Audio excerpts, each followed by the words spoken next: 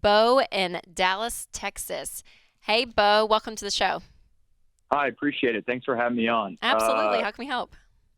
So I'm 23. I've been working a job for about 10 months out of college. Make good money, make about 78,000 a year.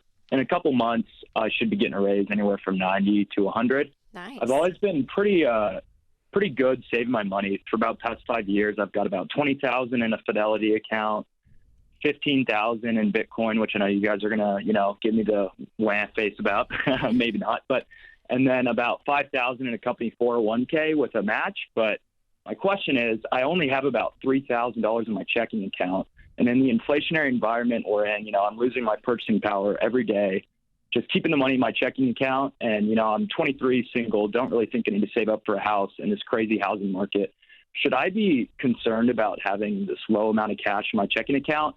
If an emergency comes up, I could just, sell some of my stock or some of my Bitcoin. So that's kind of my question. Should I, keep my cash balance low and keep the aggressive investing up, or maybe, try and beef up that checking account? Yeah, I mean, it's a great question. I always answer these questions that if I woke up in your shoes. And for me, having liquid cash just to get where there's no strings attached, there's no hoops I have to jump through, hurdles I have to get over, that I can just literally get it right now if I needed it, gives me a sense of peace. And if there's something that happens that you have to have cash, having something just available that's not tied up in investments or even Bitcoin, I really do recommend. So that's kind of our 3 to 6 months worth of expenses when we talk about baby step 3. Do you have any debt at all, or are you completely debt free? No, I'm debt free. I was lucky enough I didn't have to pay for college. That's and awesome. That would be, my only big expense. So yeah, I'm debt free. Very cool. Well, you're doing an incredible job, Bo. I Yeah. mean, the questions you're asking at 23 it's impressive. So Sharp guy. if I were you, yeah, I would have some money, and you can even start saving for it now if you want, and just saying, hey, I'm on baby step 3, and then start saving for that fully funded emergency fund. You could do that because if you love this other stuff that you have your money in, but I would probably just cash out one of those investments, probably the Bitcoin. I know you're not Yep. shocked that I'm going to say It's that. not doing great anyways, Bo. Let's be honest. Yeah, thank you. But here's what I'm thinking. Why can't you do both? Why not have a fully funded emergency fund and be investing? So I think right now your next goal should be to beef up your savings, leave that money in checking, and create a 3 to 6 months expenses savings account, and then you can begin investing 15%. Beyond that, start saving up for a house. Was that your next goal? Yeah, I think eventually that's the route I want to go to. My one thing with that is I know, investing at a young age is so much more important than investing later on. Yeah. And with the market taking such a big hit right now, I think, it's just such a great opportunity to keep, really aggressively investing at this age. Yeah, and it is. So, and I even love the framework that you have when it comes to the market, because a lot of people are panicked and freaked out and they don't want to put money in. When you're in a position that you're in with no debt and you have, soon an emergency fund, that's where the perfect time to be investing aggressively. So yeah, you're exactly on the right track, Bo. I don't think that you're going to go wrong anywhere here.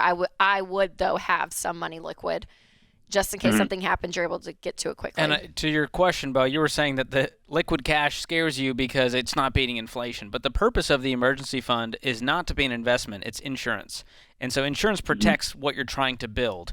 And so I'm totally okay with your emergency fund not being invested and just sitting in a boring savings account making you 1%. I'm totally good with that because when an emergency hits, I don't want you dipping into your investment accounts to cover that. I want you to cover that with your emergency fund. That's what it's there for. So I like keeping things neat and tidy and separate so that no one gets confused here.